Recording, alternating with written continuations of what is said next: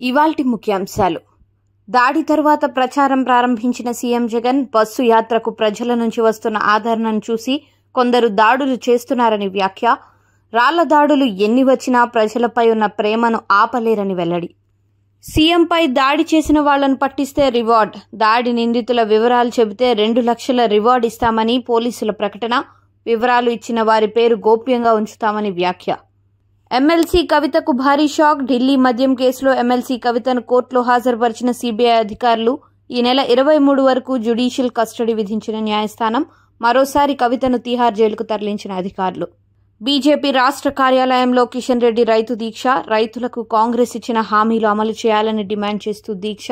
2 లక్షల రైతు రుణమాఫీ, రైతు భరోసా, రైతు కూలీలకు 12,000 రూపాయలు, వరికి 500 బోనస్ ఇవ్వాలని వ్యాఖ్య. నేడు కాంగ్రెస్ జనగర్జన సభ. బహిరంగ సభకు హాజరు కానున్న సీఎం రేవంత్ రెడ్డి ప్రజలకు వరాలు ప్రకటించే అవకాశం.